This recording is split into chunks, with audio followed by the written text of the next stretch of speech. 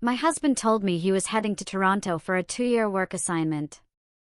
I wept as I said goodbye. But as soon as I got home, I moved the full $650,000 out of our savings and filed the divorce papers. Oh, the sting of betrayal, it's a wound that goes bone deep. But what if I told you the man I loved, the man I stood by for 5 years, was orchestrating my ruin from day one? I thought I was waving goodbye to my husband at the airport, heartbroken he was leaving for 2 years. Little did I know, I was actually waving goodbye to our entire life savings, and to the naive woman I used to be. That day started like any other, or so I thought. I stood at O'Hare, holding Mark's hand so tightly, my tears streaming down my face, completely uncontrollable. "Mark," I choked out, my voice thick with emotion, "do you really have to be gone for 2 whole years?" He wiped my tears away gently, his own voice sounding so reluctant. "Hannah, you know how important this project is for my career. 2 years will fly by. I'll video call you all the time, but I'll miss you." I buried my head in his chest, and he patted my back. "Silly girl. I'll miss you, too, but this is a huge opportunity for our future.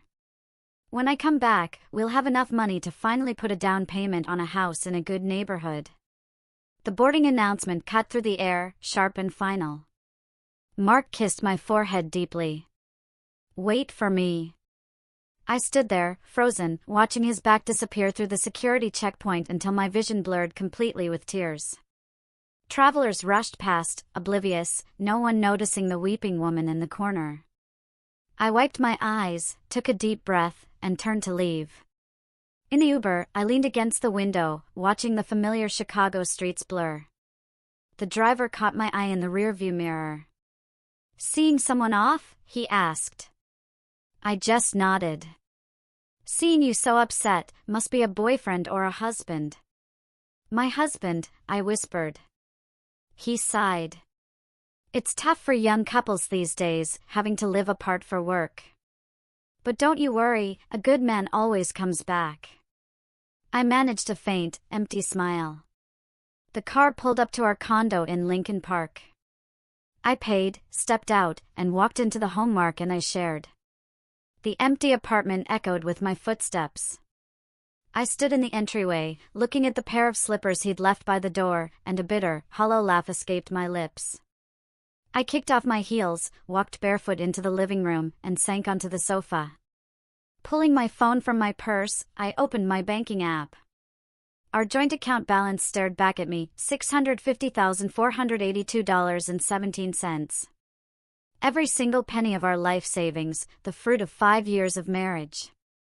My paycheck, every month, direct deposited there. Mark said it was better for financial management. I never questioned it. I trusted him. I trusted us. But that trust had shattered 3 days ago. That afternoon, I left work early, planning to surprise Mark. As I approached our building, I saw him. He was walking out of a cafe down the street, with another woman. Her arm was linked through his, their laughter intimate, sickeningly familiar. I froze, my blood turning to ice. Mark didn't see me. He walked her to the curb, hailed a cab, and before she got in, he leaned down and kissed her cheek. My heart felt like it was being squeezed in a vice, the pain making it hard to breathe. After the cab pulled away, Mark turned and walked back towards our building. I didn't confront him. Instead, I took the long way home, hiding my shattered reality. That night, Mark came home, acting completely normal. "Hannah, sorry, had a late meeting. Have you eaten?" He walked over, kissed my cheek, and I fought back the urge to recoil. "I ate already," I said, forcing a smile. "I saved you a plate in the oven." "You're the best, babe." He smiled, heading to the kitchen.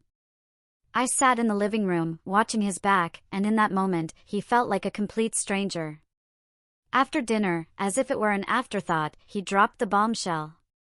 "Oh, by the way, Hannah, the company has a big project in Toronto. They want me to lead it. I might have to be there for 2 years." My hand trembled, nearly knocking over my glass of water. 2 years? That's so long. Yeah, it's a long-term project, but it's a once-in-a-lifetime opportunity. My boss said if I pull this off, I'm guaranteed a promotion to vice president when I get back. His eyes shone with excitement. Then what about me? I asked, my voice barely a whisper. Mark came over, wrapped his arms around my shoulders. You just keep working here. I'll send you money for living expenses every month. 2 years will be over before you know it. When I get back, we'll be set for life. I leaned against his shoulder, closing my eyes. Tears silently traced paths down my cheeks. In that crushing moment, I understood everything. He wasn't going to Toronto for a project. He was going to be with that woman. The work assignment was nothing but an elaborate, cruel lie. The next day, I took a personal day. I needed to know the truth, not just my gut feeling. I hired a private investigator, Kevin Vance, recommended by a college friend. He was in his late 30s, professional, reliable. So, Miss Miller, what can I help you investigate? He asked across the coffee shop table. I told him everything, including the scene I'd witnessed. He nodded. In situations like this, if there's infidelity, there's usually a trail. Give me a week. I'll get you a full report. As I stood to leave, Kevin called after me. Miss Miller, sometimes the truth can be harsh. Are you prepared for what you might find? I gave him a tight, humorless smile. No matter how harsh it is, I need to know. For the next few days, I lived a lie. I went to work, came home, cooked dinner for Mark. We chatted about our day, like any loving couple. But my heart was dead.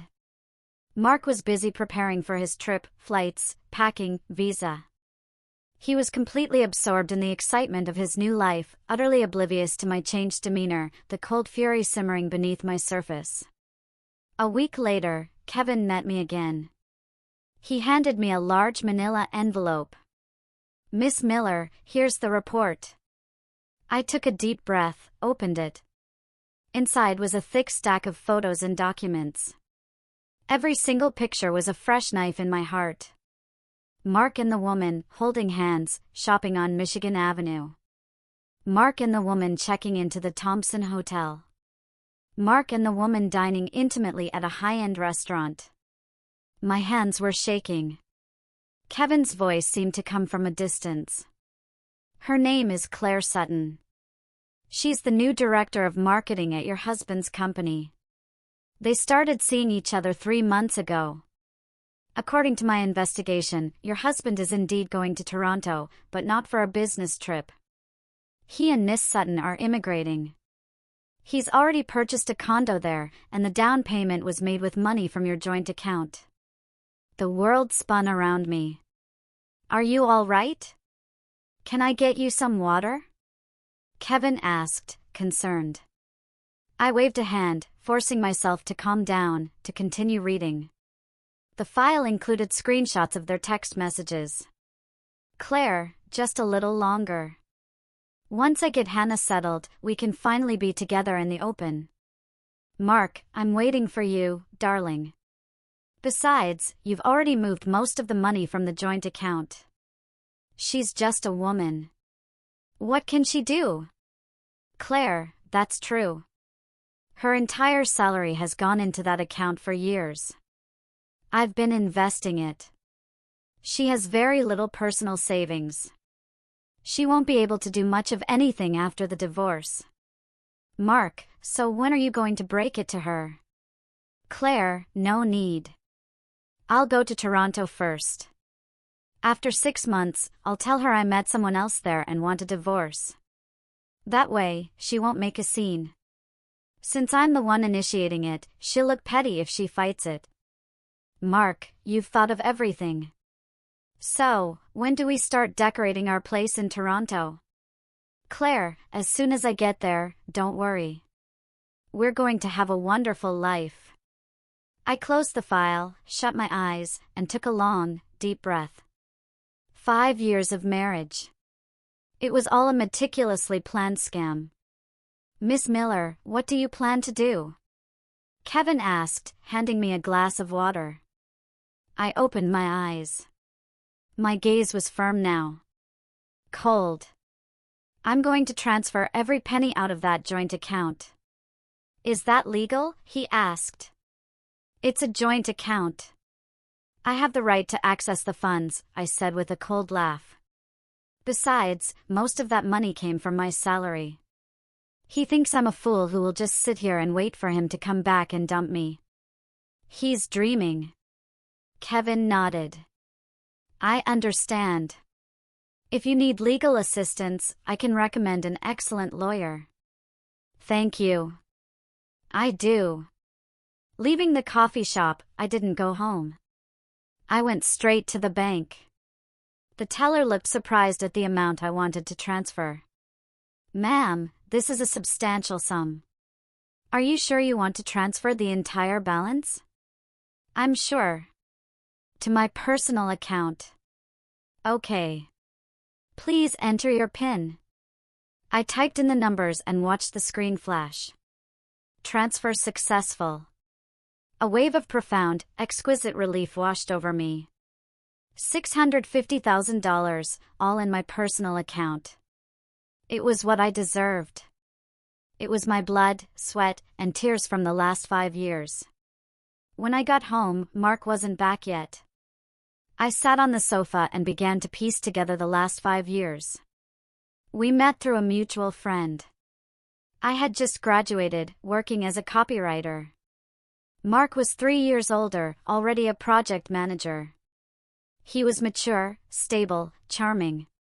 He pursued me relentlessly, flowers, gifts, picking me up every day. He said he fell for me the moment he saw me, that I was the most genuine and kind-hearted girl he'd ever met. I was swept off my feet. A year later, we were married. The wedding wasn't extravagant, but it was warm and lovely. I thought I had found the man I could spend the rest of my life with. Our married life seemed happy. Mark was good to me. We ate dinner together, went out on weekends. I thought this was what marriage was supposed to be. But looking back now, so many details were wrong. Mark always insisted I deposit my salary into our joint account for financial planning, but I never saw a single statement. I never knew where the money went. He often came home late, claiming work, but when I called, I'd hear loud background noise, like a bar or restaurant. He was indifferent to my family, always finding excuses not to visit my parents during holidays, too busy with work, yet he always had time for his own friends. I told myself he was stressed. I told myself he was an introvert. I made 1,000 excuses to convince myself my marriage was happy. Looking back now, I realized I was a complete joke. At 8 p.m., Mark came home. Hannah, I'm back. He kissed my cheek as usual. I suppressed my disgust and smiled. You're back. Did you eat? Yeah, a team dinner at the office, he said, taking off his jacket. By the way, I leave the day after tomorrow. I just have to wrap some things up at work. So soon? I feigned surprise. Yeah, the project's on a tight schedule. He sat on the sofa. Hannah, while I'm gone for these 2 years, you have to take good care of yourself. Don't spend money recklessly. Save where you can. I almost laughed out loud. He was about to take all our money and run, and he had the nerve to tell me not to spend recklessly. I will, I said, looking down. Mark, you take care of yourself in Toronto, too. Of course I will. He took my hand. When I get back, we'll buy that big house we always wanted, and then we'll have a baby. A baby? His baby with Claire? I just smiled and said nothing. That night, we slept in the same bed, as always. But I tossed and turned, unable to sleep. The man lying next to me was about to take our life savings and run off with another woman, and I still had to play my part in this twisted charade. The next day, I went to work as usual. During my lunch break, I called the lawyer Kevin had recommended. Hello. I was referred by Kevin Vance. I need to consult with you about a divorce. Of course, please tell me about your situation. The lawyer's voice, Miss Davis, was professional and reassuring. I told her everything. Based on what you've described, she said, your husband has committed adultery and is attempting to transfer marital assets. Your action of moving the money from the joint account to your personal one is legally sound as it is marital property and you have a right to control it. So, if I file for divorce now, what can I expect? I asked. First, you can sue for damages due to emotional distress as he is the at-fault party. Second, regarding the division of assets, if you can prove that the majority of the funds in the joint account came from your salary, you can argue for a larger share. Also, if your husband has used marital funds to purchase property abroad, that property is also subject to division. Her analysis gave me a clear path forward. What documents do I need to prepare? Your marriage certificate, social security numbers, evidence of his infidelity, a list of assets, bank statements, and so on. You can start gathering these and we can schedule a time to meet and discuss in detail. After hanging up, I started preparing the documents. The marriage certificate and our social security cards were in a drawer at home. Kevin had already given me a complete set of evidence of the affair. I could print the bank statements online. Everything was ready. On my way home, my mom called. Hannah, I hear Mark is going to Toronto for work. Yes, Mom. The company is sending him, I said calmly. Then, what about you? Will you be okay at home alone? My mom asked, her voice full of worry. I'll be fine, Mom. I'm a grown woman. I can take care of myself. But 2 years is a long time. Maybe you should go with him. Mom, my job is here. I can't just quit. Besides, he's going for work, not to live there permanently. There's no point in me going. My mom sighed. I guess so. Well, you have to take care of yourself. Call me if you need anything.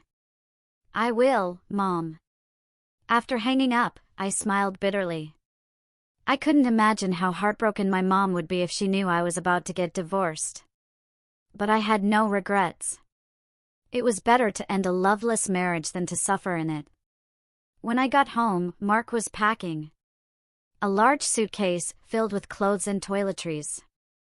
Hannah, come see if I've missed anything. He turned to me. I walked over and glanced inside. Looks like you have everything. Great. He zipped up the suitcase. I leave tomorrow. Let's go out for a nice dinner tonight. A little farewell celebration. Okay. I forced a smile. We went to a fancy restaurant downtown, the place where we had our first date, where we always celebrated our anniversary. Mark ordered red wine, steak, and my favorite tiramisu. Hannah, it's going to be tough on you for these 2 years, he said, raising his glass. When I get back, I promise I'll make it up to you. I raised my glass, clinked it against his. I'll be waiting.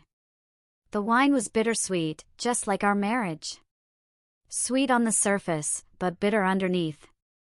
Oh, after I leave, Mark continued, if you need money for anything, just take it from the joint account. I left plenty in there for you. I almost burst out laughing. There was barely anything left, and he was telling me he'd left plenty. Okay, I will, I said, focusing on cutting my steak. Hannah. Mark suddenly grabbed my hand. I know you'll be lonely these next 2 years, but you have to wait for me. We have such a strong relationship. We can get through this. I looked into his eyes, which were filled with sincerity. If I hadn't seen the evidence, I would have actually believed him. I'll wait for you, I said. We came home late that night. Mark had a lot to drink, spent the entire ride talking about his plans for the future. He said when he came back, we'd upgrade to a bigger house. He said when he came back, we'd go to the Maldives for a second honeymoon. He said when he came back, we'd have a baby. Listening to his words, I felt nothing but irony. He would probably fulfill all those promises with Claire. I was just a stepping stone in his life. The morning I took Mark to the airport, I put on extra makeup, especially dark eyeshadow, to make my crying look more convincing. Mark pulled his suitcase while I held his arm. We looked like any other loving couple, playing out a scene of painful farewell. "Hannah, don't cry. 2 years will be over before you know it," Mark said, wiping my tears. "I know. I just can't bear to see you go," I sobbed. "Silly girl," he hugged me. "You have to take care of yourself. I'll call you all the time." I buried my head in his chest, my tears soaking his shirt. It was time to board. Mark gave me one last kiss. "Wait for me." "I'll be waiting," I said with a smile. I stood there, watching him walk through the security gate, his figure getting smaller and smaller until it disappeared completely. So many people were saying goodbye, some crying, some laughing. No one knew what the most heartbroken-looking woman among them was really thinking. I wiped my tears and turned away from the gate. In the cab, I checked the time on my phone. It was 10 a.m. The courthouse was open, but I wasn't in a hurry. I had the driver take me home. Back home, I took a long shower, washing off all my makeup, all the pretense. I changed into a clean, simple navy blue dress that felt dignified and proper. I sat at my vanity, looking at my reflection. The naive girl from 5 years ago was gone, replaced by a woman with a determined, steely look in her eyes. I picked up my phone and sent a text to Kevin, "Keep an eye on Mark's movements after he lands in Toronto." A reply came back quickly, "Understood." Next, I texted Miss Davis, the lawyer, "Miss Davis, I'll be at your office at 2 p.m. today." She replied, "Sounds good. See you then." With everything arranged, I grabbed my purse. Inside were all the necessary documents, our marriage certificate, my ID, bank cards, and Kevin's investigation report. At 11 a.m. sharp, I left the house. The courthouse wasn't far, about a 20-minute walk. I decided to walk, a final stroll to mark the end of this chapter of my life. The streets were busy, everyone caught up in their own lives. No one noticed a woman walking towards the courthouse to end her 5-year marriage. The courthouse lobby was relatively quiet. I went to the information desk. "Excuse me, I'd like to file for divorce." The clerk looked up at me. "Is this a contested or uncontested divorce?" "Contested," I said. "Then you'll need to file a petition with the court first. Once you have a judgment, you can finalize the paperwork here," she explained. I paused. I thought I could just file it here directly. "What materials do I need to file with the court?" The clerk handed me a checklist. "Just follow the requirements on this list." I took the list and glanced at it. I had everything I needed. "Thank you." I turned and left the building. It seemed I had oversimplified things. Divorce wasn't just a matter of saying you wanted one. It was a legal process. I took out my phone and called my lawyer. "Miss Davis, I just went to the courthouse. They said I need to file a petition first." "That's correct. Because your husband is now out of the country, you can't file for an uncontested divorce. It has to go through the litigation process," Miss Davis said.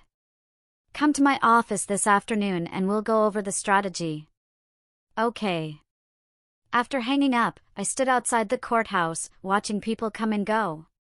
Some were beaming, getting a marriage license. Others looked miserable, coming to finalize a divorce. Marriage is like a fortress, I thought. People outside want to get in, and people inside want to get out. At 2 p.m., I was in Miss Davis's office. She was a woman in her 40s, sharp and competent. She offered me a seat and a bottle of water. Miss Miller, I've reviewed the materials you sent over. Your case is a bit complex, Miss Davis said. First, your husband is now abroad, which will make serving him with the papers more complicated. Second, regarding the division of assets, we need to investigate the property he purchased overseas. I understand, I nodded. How long will it likely take? If things go smoothly, about 6 months. If he's uncooperative, it could take longer. I can wait 6 months. Let's start the proceedings now, I said. Very well. Miss Davis produced a document. This is a draft of the petition. Please review it and see if you have any changes. I read it carefully. The petition detailed Mark's wrongdoings, including his infidelity and the transfer of marital assets. It's fine. I signed my name. Then we will file this with the court tomorrow, Miss Davis said. Also, the matter of you transferring the funds from the joint account. It's best to keep that confidential for now. If he finds out, he might try to take preemptive action. I understand, I said, no one knows about it except you. Leaving the law firm, I felt a sense of relief, a weight lifting. The road to divorce was long, but I had taken the first, decisive step. When I got home, I started packing up Mark's belongings. His clothes, his books, his photos. Each item was once a part of my reality, but now they only filled me with disgust. I put everything into boxes, planning to ship them to his parents. Let them see what kind of son they raised. While I was packing, my phone rang. It was Mark. I took a deep breath and answered. Hannah, I've landed in Toronto. Mark's voice sounded excited. Oh, was the flight okay? I tried to keep my voice normal, almost sweet. It was great. The weather here is nice, but the jet lag is tough, he said. How was your day? Did you cry a lot? I'm okay, I said. You should get some rest. Hannah, I love you. I paused for a few seconds, then said, me, too. After hanging up, I stared at the call log on my phone and laughed, a cold, bitter sound. He said he loved me, but he only loved a naive, gullible woman who would happily hand over her money. He never loved the real me. The next few days, I went to work as usual and continued clearing out his things at night. I packed up everything of Mark's and arranged for it to be shipped. I also rearranged the furniture and took down all our photos together. The apartment slowly transformed into a space that was mine alone. Without his presence, I felt a sense of freedom. 5 days later, Miss Davis called. Miss Miller, the petition has been filed and accepted by the court. That was fast, I said, surprised. Yes, your documentation was very thorough. So, the process went smoothly, she said. Next, the court will issue a summons for your husband. He will be required to respond within a specified time. If he fails to respond, the court can issue a default judgment. Okay, I understand. After hanging up, I let out a long breath. Everything was proceeding as planned. That night, Mark video called me. On the screen, he was in an unfamiliar room with floor-to-ceiling windows showing a city skyline at night. Hannah, look, this is my apartment in Toronto, he said, panning the phone around. Nice, right? I looked at the stylish apartment and sneered internally. This must be the condo he bought with our money. It's very nice, I said. Are you living there alone? Yep. A one-bedroom the company arranged for me, he said with a smile. It's a bit empty, though. It would be perfect if you were here with me. I almost laughed. He was probably living there with Claire and still putting on this act. When you come back, we'll be together again, I said. Yeah, I'll miss you. After the call ended, I sat on the sofa in a daze. The man's acting skills were incredible. If I hadn't seen the proof with my own eyes, I might have been fooled for the rest of my life. A week later, Kevin sent me a new report. It contained photos of Mark and Claire in Toronto. They were grocery shopping together, cooking together, taking walks together. They looked like a newlywed couple. There was also a photo of them at a real estate agency. Kevin's note read, "They were looking at a house in Vancouver, planning to take out a mortgage in your husband's company's name."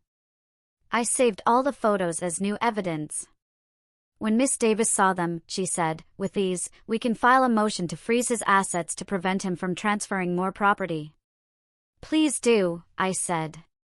"Don't worry, Miss Miller," Miss Davis said. "I will do everything in my power to get you the best possible outcome. Men like your husband need to pay for their actions." I nodded. Yes, he needed to pay. 2 weeks later, Mark received the court summons. That night he called me, his voice filled with an almost manic rage. "Hannah, are you insane? Why did you file for divorce?" "Because I know about you and Claire," I said calmly. There was silence on the other end for a few seconds. "What? What are you talking about? I don't understand." Mark's voice was now laced with panic. "Stop pretending, Mark," I sneered. "I know you're not in Toronto for work. You're living with Claire. I know you used our money to buy a condo there, and I know you never planned on coming back. Hannah, listen to me. Let me explain." "No more explanations," I cut him off. "I filed the papers. I'll see you in court." "How dare you? You transferred the money from the joint account, didn't you? That's marital property. You had no right to do that." Mark finally dropped the act. "Most of that money was my salary. What's wrong with me taking it?" I retorted. "And what about you using marital property to buy a house in another country? Isn't that hiding assets?" Mark was silent. "Hannah, you'll regret this," he said menacingly. "What do you think you're going to get from this divorce?" "You'll get nothing." "We'll see about that," I said and hung up. After the call, my hands were trembling. Even though I was prepared for this, the actual confrontation was still painful. In the following days, Mark constantly called and messaged me, sometimes begging for forgiveness, sometimes threatening me. I ignored all of it. I focused all my energy on my work and the lawsuit. Miss Davis was incredibly professional. She helped me prepare all the evidence, proof of Mark's affair, proof of his asset transfer, and my salary records for the past 5 years. "Miss Miller, you have a very strong case," Miss Davis assured me. "Your husband is clearly at fault and has illegally transferred marital property. The court will almost certainly rule in your favor." "Thank you, Miss Davis." "You're welcome. This is my job," she said. "Stay strong. This will be over soon." I nodded. Yes, I had to be strong. I was no longer the naive girl from 5 years ago. A month later, the court hearing took place. Mark did not return to the country. He was represented by a lawyer. The hearing went smoothly. Miss Davis presented all the evidence to the court. Mark's lawyer tried to argue that the photos were doctored and that the property purchase was an investment, but in the face of solid evidence, his arguments were weak. The judge adjourned the court and announced that a verdict would be delivered at a later date. Walking out of the courtroom, Miss Davis patted my shoulder. "You did great, Miss Miller. Now we just wait for the good news." I smiled. "Thank you, Miss Davis." The day the verdict came was a beautiful, sunny day. Miss Davis called me. "Miss Miller, the judgment is in. The court has ruled in our favor. The divorce is granted. In terms of assets, you are awarded the entire balance of the joint account, plus half the value of the property your ex-husband purchased abroad. Furthermore, he is ordered to pay you $75,000 in damages for emotional distress." Listening to the news, I began to cry.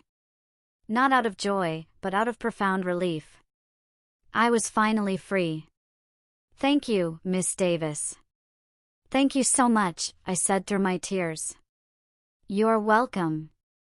You deserve it," she said. "Now go live your life. Forget the past and start anew." "I will." After hanging up, I sat in my office and looked out at the sky. 5 years of marriage had come to an end. I thought I would be devastated, but at that moment, all I felt was a profound sense of release. That night, I went out for dinner with a few good friends. "Hannah, congratulations on your freedom," my best friend Sarah toasted. I raised my glass and clinked it with theirs. "Thank you guys for being with me through all this." "That scumbag got what he deserved," another friend, Emily, said angrily. "After everything you did for him, he betrayed you like that." "Let's let the past be the past," I said with a smile. "From now on, I'm going to live for myself and not waste any more time on people who aren't worth it." "That's right," Sarah said. "Here's to Hannah's new life." We clinked our glasses and drank. Life after the divorce was different from what I had imagined. I thought I would be sad, crying myself to sleep every night. But in reality, I felt liberated. Without Mark, I no longer had to worry about when he would come home. No longer had to walk on eggshells to please him. No longer had to hand over my entire paycheck. I redesigned my life. First, I completely redecorated the condo, getting rid of anything that reminded me of Mark. I bought new furniture and painted the walls. The place felt fresh and new, just like my life. Second, I signed up for a yoga class. I went after work every day. It was great for both my body and my mind. I also learned to cook different cuisines. When Mark was around, I always made the American comfort food he liked. Now I could make whatever I wanted to eat. I also started traveling. I packed a bag and went to all the places I had always wanted to see, but never had the chance. I met interesting people, heard fascinating stories. I realized the world was so much bigger than my failed marriage, with so many other things worth pursuing.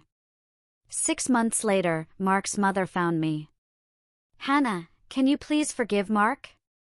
He knows he was wrong," she said, holding my hand, her eyes red. I gently pulled my hand away. "I'm sorry, Mrs. Evans.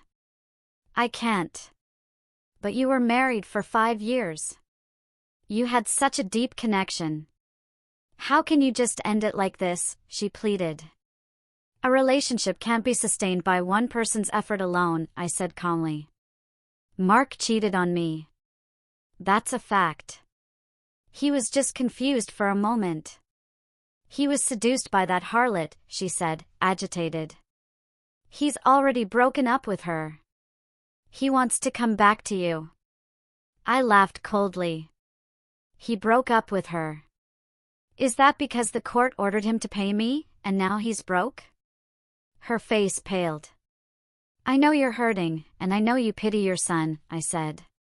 "But please try to understand my position. Mark and I are divorced. We are not getting back together. Please don't come looking for me again." With that, I turned and walked away. I could hear her sobbing behind me, but I didn't look back. I knew I was being cold, but I didn't regret it. I had given Mark his chance. He was the one who threw it away.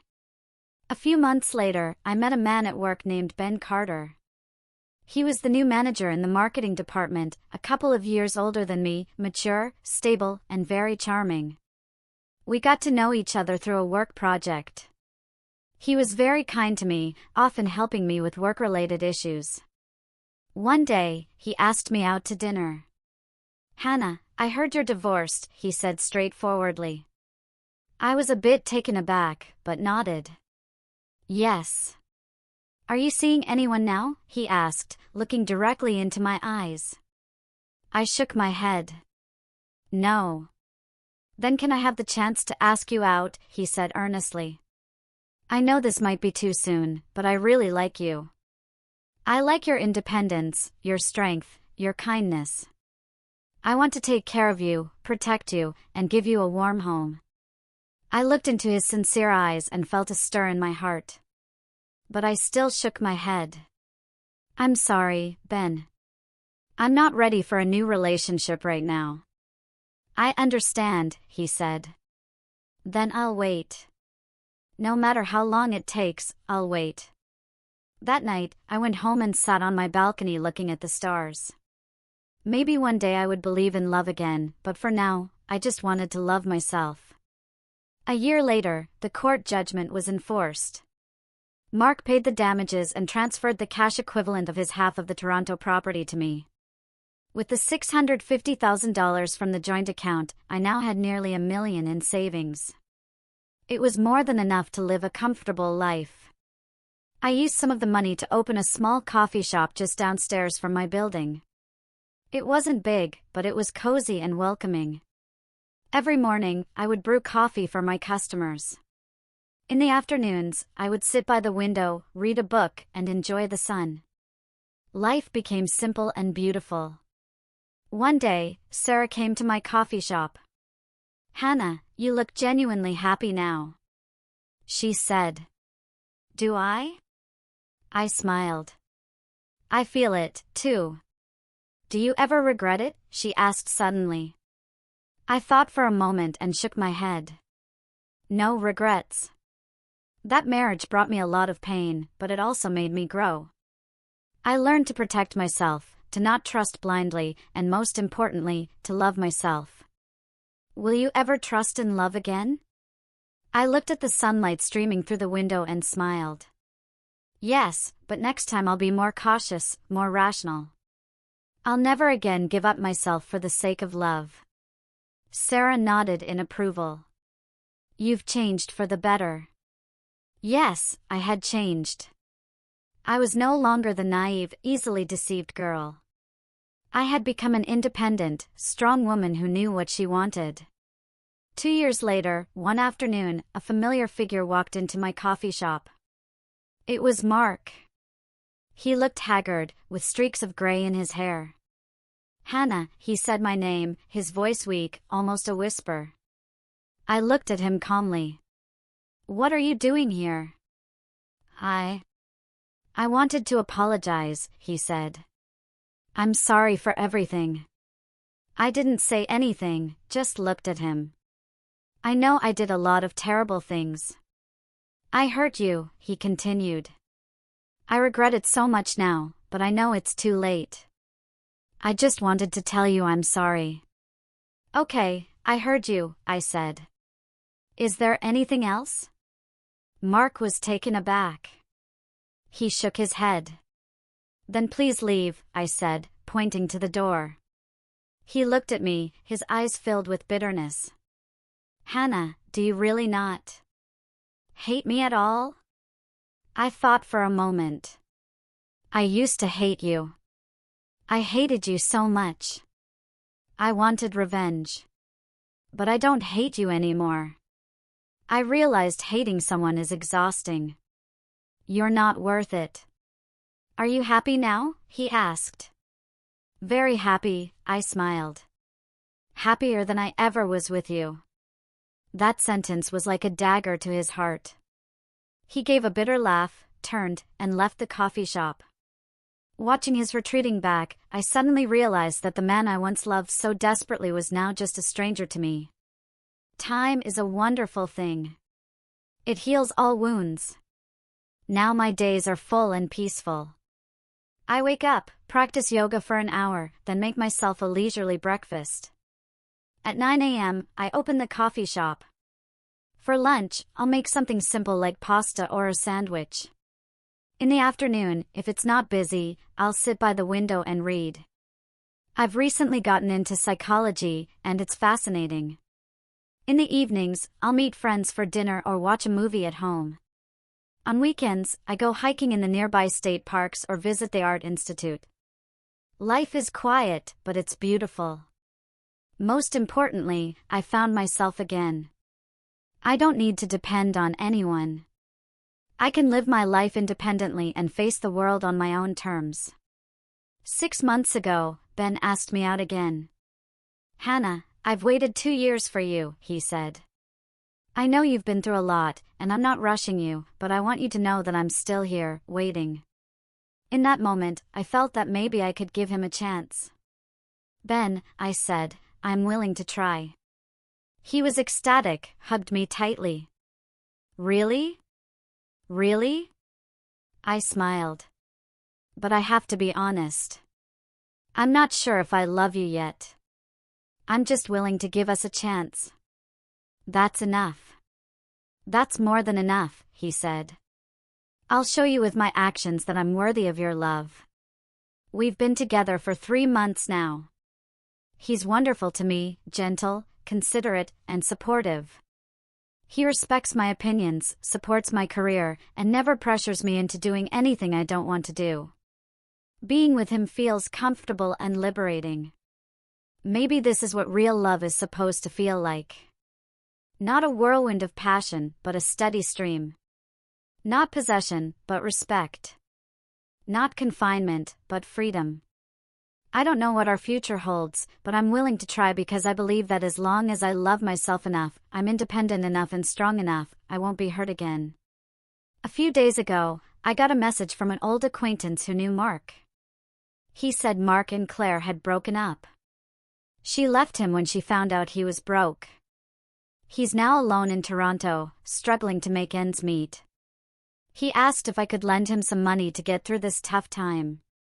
I looked at the message and smiled. I replied, I'm sorry. I can't help you. Then I blocked the number. Not because I'm heartless, but because I know his problems are of his own making. When he betrayed me, lied to me, and hurt me, did he ever consider my feelings? Now that he's down on his luck, he remembers me? Sorry, I'm not a recycling bin. I'm not here for anyone's emotional baggage. I just want to love myself and live my life. Last week, I went to a college reunion. Everyone was catching up. Some got promotions. Some had their second child. Some got divorced. When it was my turn, I said, I'm divorced. I own a coffee shop. I have a new boyfriend, and I'm very happy. Everyone was surprised and congratulated me. A classmate asked, Hannah, you don't regret getting divorced? After all, you were married for 5 years. I shook my head. No regrets. If I hadn't gotten divorced, I might have spent my whole life living a lie. The divorce was painful, but it allowed me to find myself again. You're so brave, another classmate said. A lot of women in your situation would have just put up with it for the sake of the family. I didn't have children then, so the choice was easier, I said. And I believe an unhappy family is more damaging to a child anyway. Everyone nodded in agreement. That night, I had a bit to drink. When I got home, I stood on my balcony looking at the city lights. I thought about myself 3 years ago. The woman who tearfully saw her husband off at the airport. Back then, I thought my world was ending. But here I am now, living better than ever before.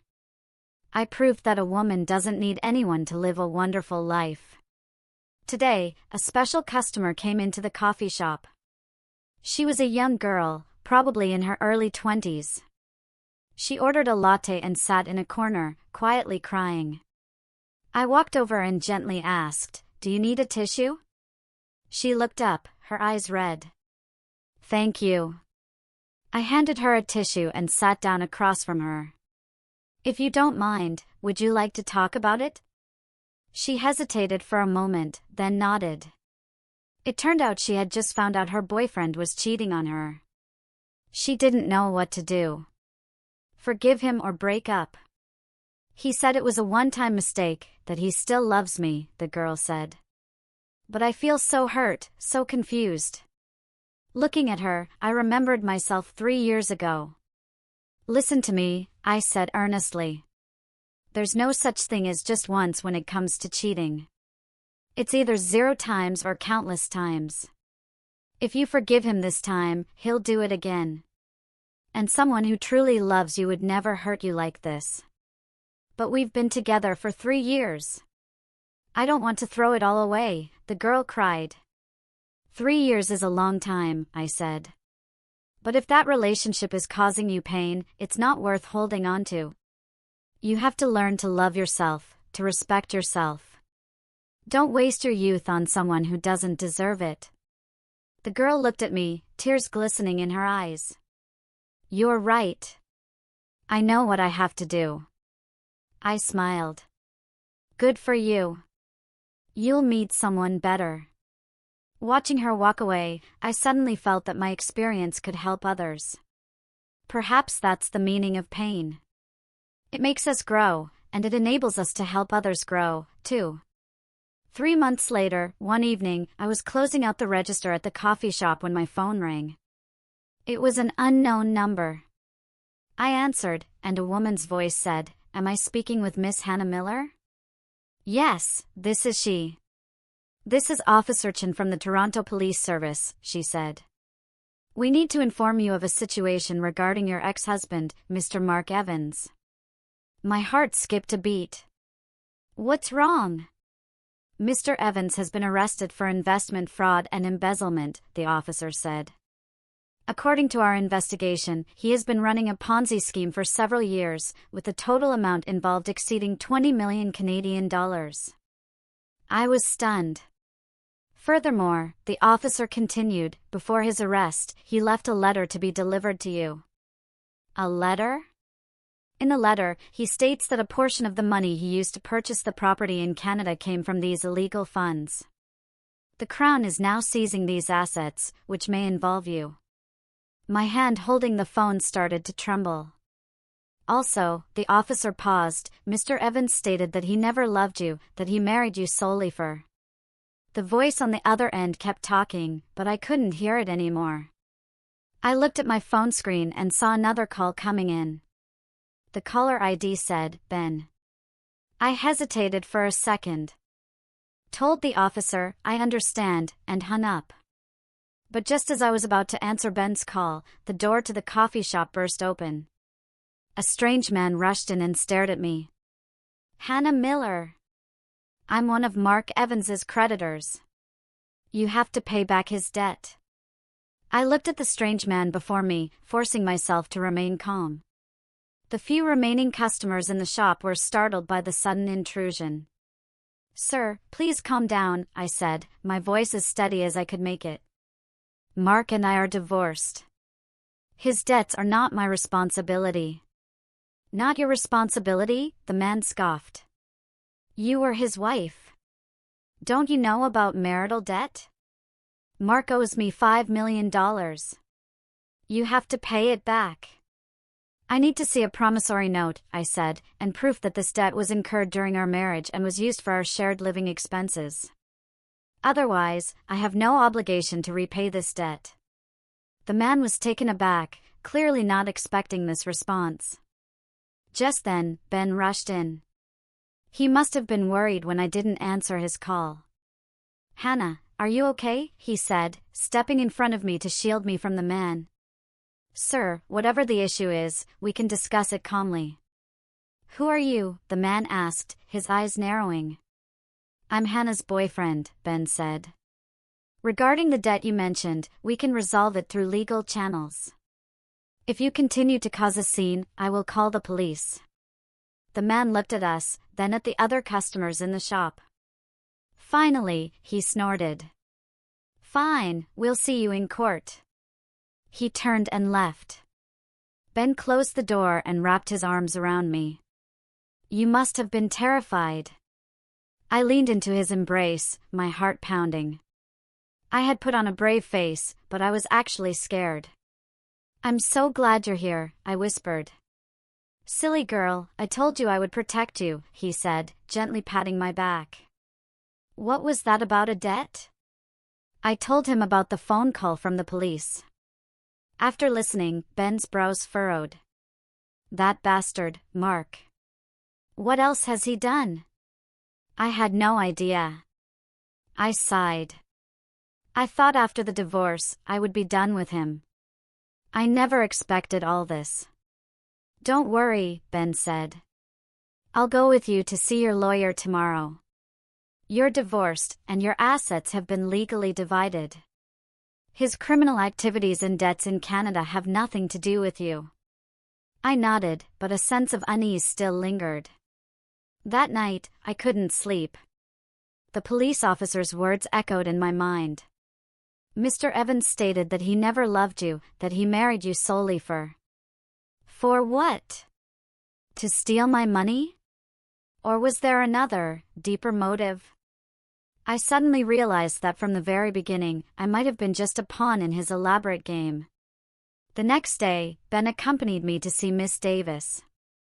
After hearing the whole story, she let out a sigh of relief. Miss Miller, you don't need to worry too much. First, you and Mr. Evans are divorced, and your assets have been legally divided.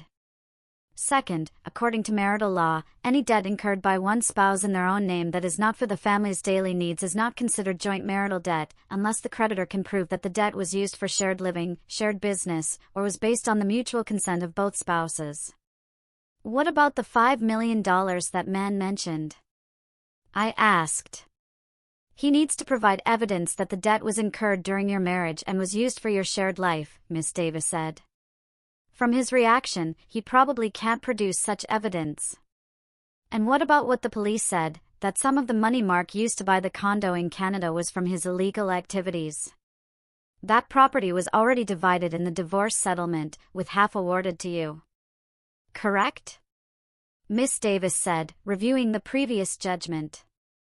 If the police want to seize it, they need to prove that you were aware of and participated in the illegal activities. Otherwise, as a good faith third party, your share of the property is protected by law.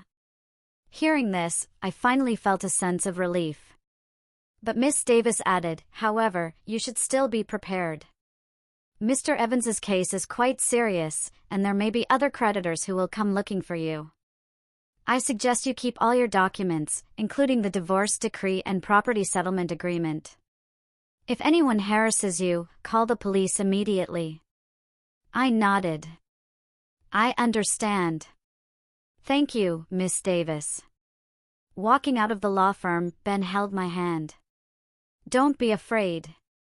I'm here. I looked at him, a wave of warmth washing over me.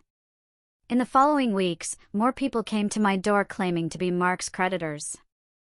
Some had promissory notes. Others had bank transfer records. All of them said Mark owed them money and demanded that I pay. Following Miss Davis's advice, I asked each of them to provide proof that the debt was incurred during our marriage and was used for our shared life. Not a single one of them could. Most of the loans were made after our divorce, and some of the promissory notes were obvious forgeries. I documented everything and handed it over to Miss Davis to handle, but the trouble still took a toll on my life. The coffee shop's business suffered because people kept coming to cause a scene, and customers were scared away. My mood plummeted, and I was constantly on edge, worrying about what new trouble would come next. Ben saw my distress and was heartbroken. Hannah, why don't we move the shop to a new location, he suggested. Or maybe close it for a while, take a break, and reopen after this blows over. I shook my head. No, I can't let Mark's mess ruin my life. I worked so hard to get where I am. I can't give up. No buts, I said firmly. He's hurt me once. I won't let him destroy what I have now. Ben looked at me, his eyes full of admiration. Okay, I support you, but you have to promise me that if you run into any trouble you can't handle, you'll tell me. I promise. A month later, there was finally a breakthrough. News came from the Canadian police. Mark's case was clear. He was indeed guilty of large-scale investment fraud and embezzlement and would face severe criminal penalties. The police also confirmed that I was unaware of his illegal activities and was, in fact, one of his victims.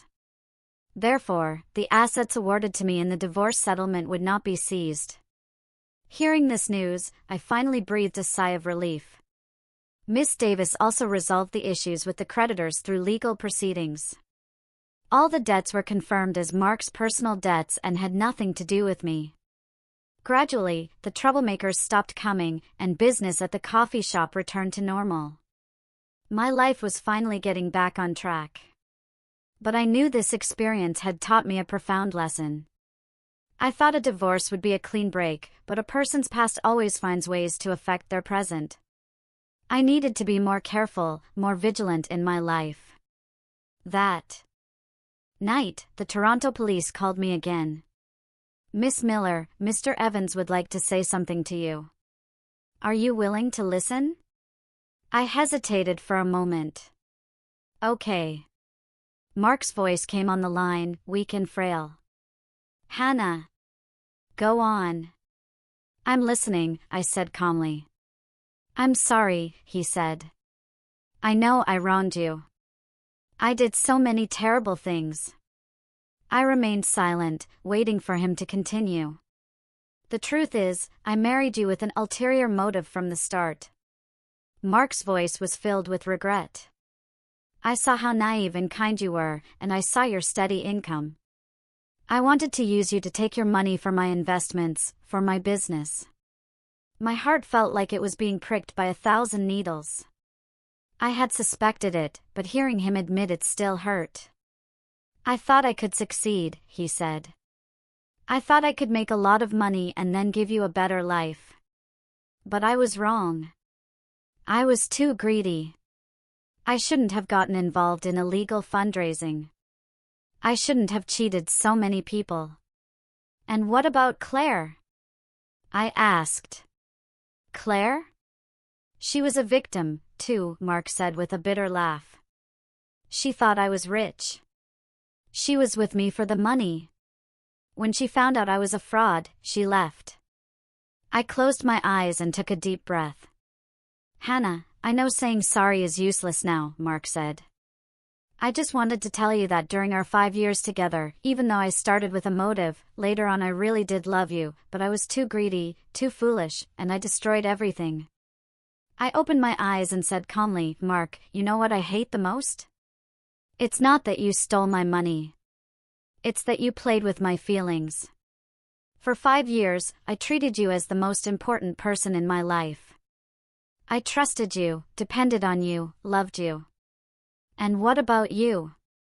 You treated me like a tool, a pawn to be used." "I know." His voice was filled with pain. "But I also have to thank you," I said. "Thank you for showing me your true colors, for letting me cut my losses in time. If it weren't for you, I might have spent my whole life as that naive, easily deceived girl. Hannah, this is the last time we will speak." I cut him off. "From now on, we go our separate ways. I hope you reflect on your actions in prison and become a better person." With that, I hung up the phone.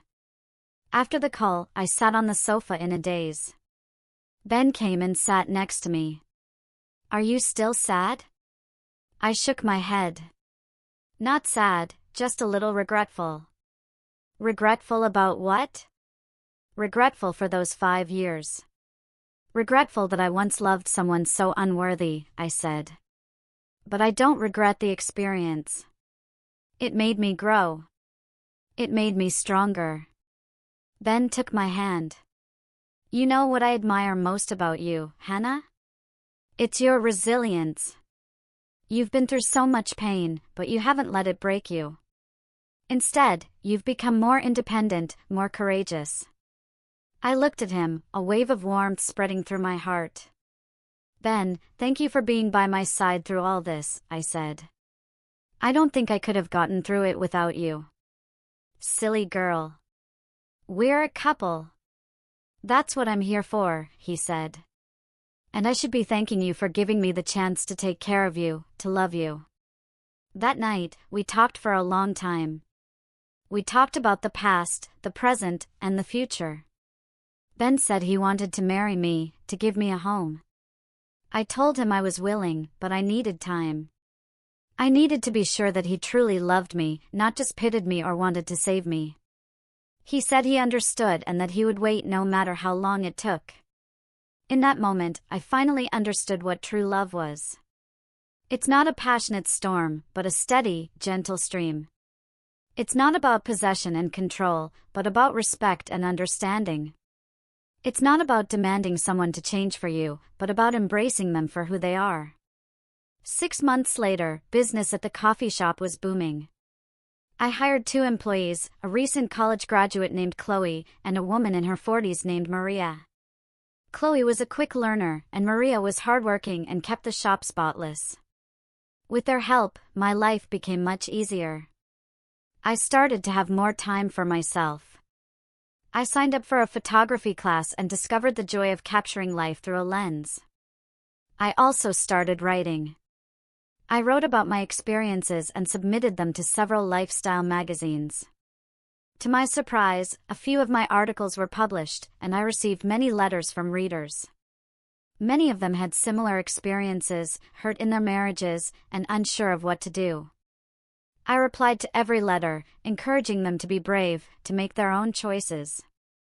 I told them that a woman doesn't need anyone to live a wonderful life.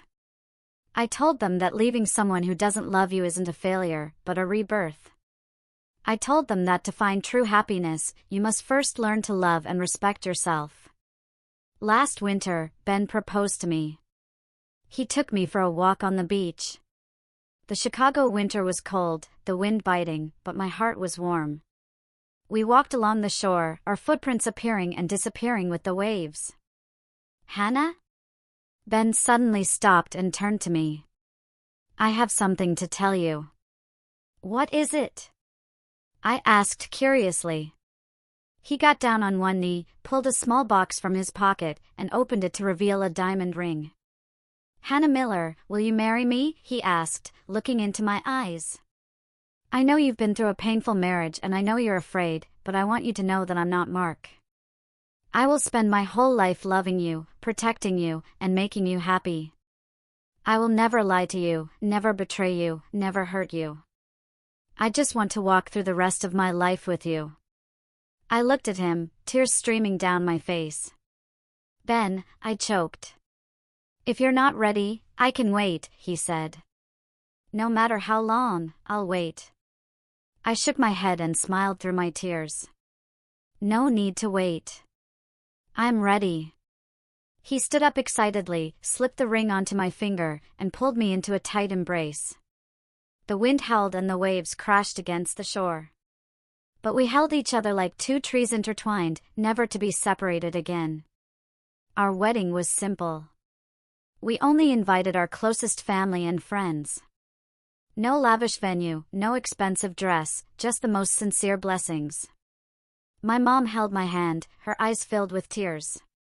"Hannah, I'm so happy to finally see you happy." "I am happy, Mom." I smiled. "Ben is a good man. You have to cherish him." My mom said. "I will." At the wedding, Ben said to me, "Hannah, thank you for marrying me. I promise I will spend my whole life loving you and making you the happiest woman in the world." I looked at him, my heart full of love. I knew this time I had chosen right. Married life is peaceful and happy. Ben is thoughtful and caring. He'll give me a massage when I'm tired, cook dinner when I'm busy, and make me laugh when I'm feeling down. He respects my career and supports my dreams. He never asked me to give up the coffee shop to be a stay-at-home wife. In fact, he often comes to help out. We run the coffee shop together, and we plan our future together. This spring, I found out I was pregnant. I was both excited and nervous.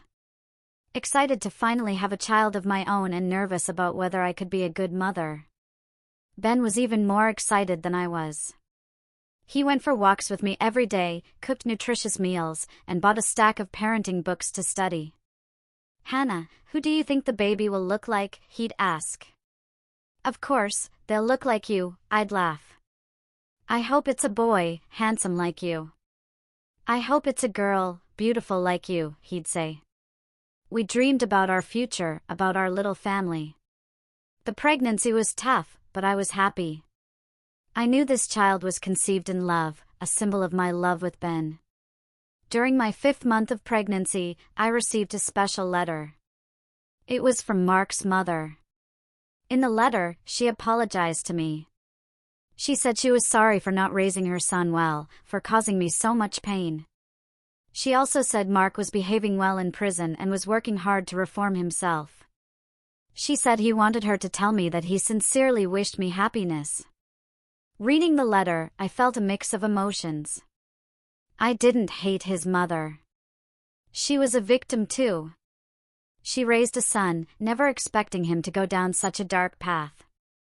I wrote back to her, telling her that I had forgiven everything, that I was very happy now, and that she shouldn't blame herself. I also told her that everyone makes mistakes, and the important thing is to learn from them. I hoped Mark would reflect on his actions in prison and start a new life when he got out. After writing that letter, I felt a weight lift from my shoulders. I had finally let go of the past. I had truly forgiven Mark, and I had forgiven myself. Last fall, our baby was born, a beautiful girl. We named her Clara. I want her to grow up in a world of love and have a peaceful and happy life. Looking at my daughter in my arms, I thought about the girl I used to be, naive and easily deceived. I had to go through so much pain to become the woman I am today. I will share my experiences with my daughter. I will teach her to protect herself, to love herself, to tell right from wrong. I will let her know that a woman can be gentle but not weak, kind but not foolish, loving, but she must first love herself. Now my life is full and happy. I wake up, take care of my daughter, feed her, change her, play with her. When she's asleep, I go to the coffee shop to help out. Even with a child, I haven't given up my career. Ben is incredibly supportive. He always says a woman shouldn't have to give up her dreams just because she gets married and has children. In the afternoons, I take Clara to the park. In the evenings, the three of us have dinner together and talk about our day. This quiet life is everything I ever dreamed of. Last month, the coffee shop hosted a special event. I invited some women who had gone through similar experiences to share their stories. Some were recently divorced and still struggling with the pain. Some were still hesitating, unsure if they should leave their marriages. And some had already moved on and started new lives. I shared my story. I told them that leaving someone who doesn't love you isn't a failure, but a rebirth. I know it's painful. I know you're lost right now, I said. But please believe me, the pain is temporary. If you take that brave step, you'll find a wonderful world waiting for you. But I'm scared, a young woman said. I'm scared of being alone. Being alone is better than being in an unhappy marriage, I said. And who says being divorced means being alone? You can have your friends, your career, your own life, and you can find love again with someone who truly loves you. Are you happy now? Another woman asked. I looked over at Ben, who was standing by the door, holding our daughter, and smiling at me. Very happy, I said with a smile. Happier than I ever imagined. After the event, many people came to thank me. They said my story had given them the courage to face their own lives. They said I had given them hope, made them believe that a woman can live a wonderful life without depending on anyone. I was glad that my experience could help others. Perhaps that is the meaning of pain. It makes us grow and it enables us to help others grow. This year marks the 5th anniversary of my divorce. In these 5 years, I have been through a lot. I've grown from a dependent woman into an independent, strong one. I've gone from a broken victim to a guide for others. I've transformed from a hopeless divorcee into a wife and mother in a happy family. And it's all thanks to that one brave decision I made. If I hadn't decisively transferred the money and filed for divorce after seeing Mark off at the airport, I might still be living a lie, waiting for a man who would never come back.